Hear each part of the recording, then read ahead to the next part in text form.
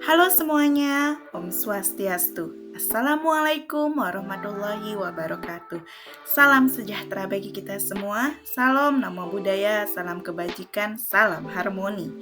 Pada kesempatan ini, saya akan mempresentasikan mengenai memodifikasi rencana pembelajaran pada mata kuliah pemahaman peserta didik dan pembelajarannya sebagai tugas ujian tengah semester yang sedang saya laksanakan. Sebelumnya, saya akan menginformasikan bahwa saya berada pada kelompok 7 yang beranggotakan 5 orang yang hasil diskusi mengenai modifikasi rencana pembelajaran akan saya sampaikan secara langsung. Baik, kita awali terlebih dahulu dengan membahas informasi umum. Di sini, saya dan teman-teman memodifikasi rencana pembelajaran, yakni modul ajar dengan mata pelajaran IPAS, materi, cahaya, dan sifatnya. Sedikit informasi, modul ajar ini telah dibuat sebelumnya oleh guru Pamong, tempat kami PPL di SDN 7 Kampung Baru, yang bernama Pak Kade Ashadi Putra SPD. Adapun bagian-bagian yang dimodifikasi pada rencana pembelajaran, yaitu yang pertama ada identitas umum, yang kedua ada merevisi tujuan pembelajaran, yang ketiga ada indikator ketercapaian tujuan pembelajaran, yang keempat ada memperjelas bagian sarana dan prasarana, pemahaman bermakna, pertanyaan pemantik, metode dan model pembelajaran. Yang kelima ada memperjelas sintak pembelajaran dan merevisi pertanyaan apersepsi. Yang terakhir atau yang keenam ada merevisi rubrik penilaian kognitif dan instrumen soal. Baik, di sini yang pertama saya akan membahas identitas umum sebagai awal dari rencana pembelajaran yang akan dimodifikasi. Jika kita cermati pada tayangan ini, terlihat ada 2 modul ajar, yang pertama dan yang kedua, sebelum dan sesudah. Menurut saya, untuk modul ajar yang pertama, identitasnya masih belum lengkap dan ada sedikit yang dirubah letak penataannya. Ini dapat dilihat dari tidak tercantumnya elemen dan bab materi ajar serta tahun pelajaran pada modul ajar tersebut. Sehingga saya dan teman-teman merevisi modul ajar tersebut dengan menambahkan elemen bab materi ajar serta tahun pelajaran yang dapat dilihat pada modul ajar yang kedua. Untuk dimensi profil pelajar Pancasila pada modul ajar yang pertama, menurut saya sebaiknya tata letaknya dapat terpisah dari identitas umum. Dan perubahannya dapat dilihat pada modul ajar yang kedua. Pembahasan kedua yang dimodifikasi yaitu tentang tujuan pembelajaran. Pada modul ajar pertama, tujuan pembelajarannya jika dilihat dari level kognitifnya sudah berlevel hot. Namun menurut saya dan teman-teman, untuk KKO atau kata kerja operasional di tujuan pembelajaran yang pertama ke tujuan pembelajaran yang kedua sudah melompat 2 tingkat pada level kognitif. Ini dilihat dari modul ajar pertama. Sehingga ini akan berdampak pada penyusunan asesmen nanti dan aturan dari penyusunan asesmen yaitu harus naik 1 tingkat pada level kognitifnya.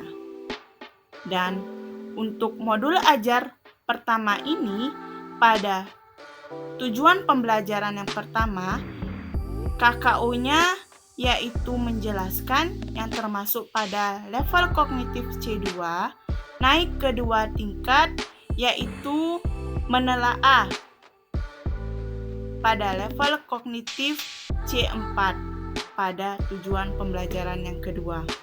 Sehingga menurut saya dan teman-teman itu memodifikasi dengan menambah lagi tujuan pembelajaran yang berlevel C3 untuk mengimbangi dari tujuan pembelajaran yang selanjutnya.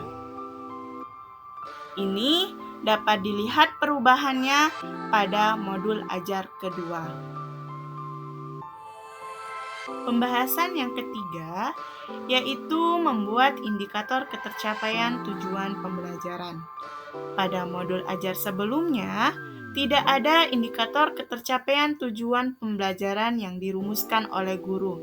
Hal inilah yang mendorong saya dan teman-teman untuk menyusun indikator ketercapaian tujuan pembelajaran yang berdasarkan dari tujuan pembelajaran.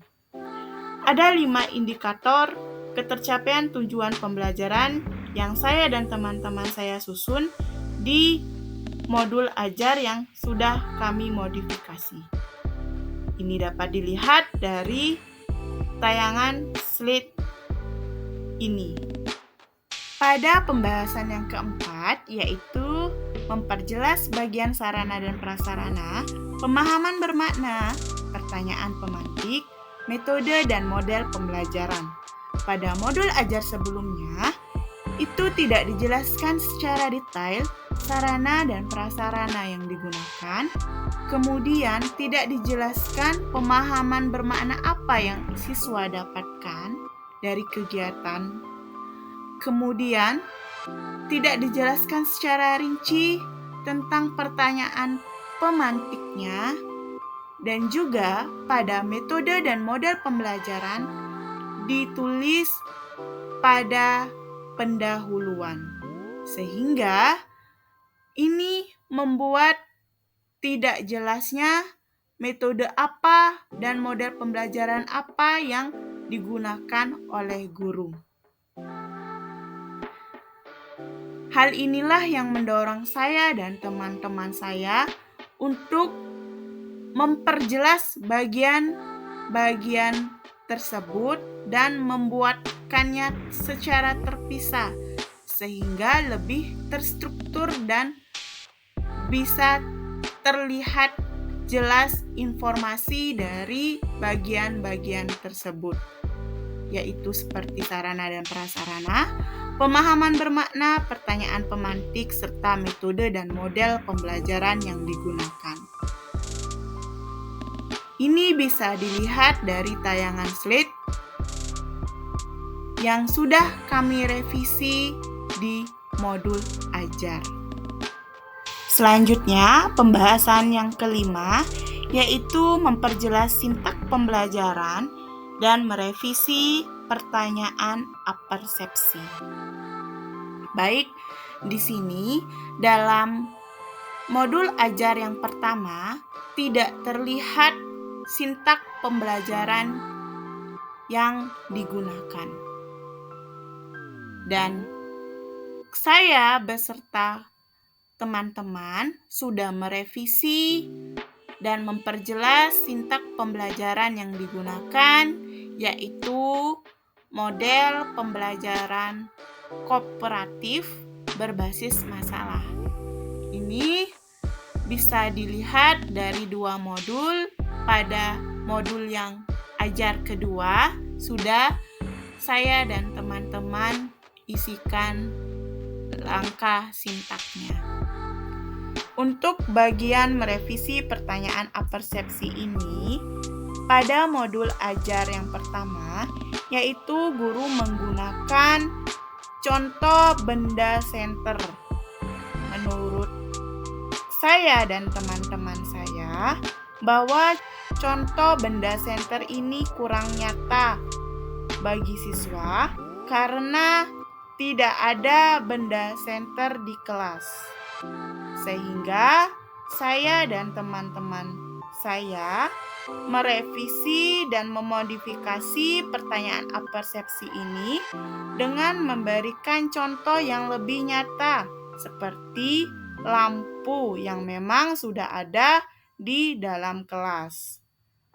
Dan juga kami memberikan pertanyaan yang bervariasi yang nantinya saya dan teman-teman berharap ada beberapa jawaban yang lebih variatif dari siswa terkait pertanyaan yang diberikan. Kemudian, pembahasan yang terakhir atau yang keenam yaitu merevisi rubrik penilaian kognitif dan juga merevisi instrumen soal kognitif. Untuk merevisi rubrik penilaian kognitif pada modul ajar itu tidak dijelaskan secara jelas, hanya diberitahukan atau diinformasikan tentang penilaian pengetahuan terlampir dan hanya menyisihkan kriteria penilaian dan skornya saja.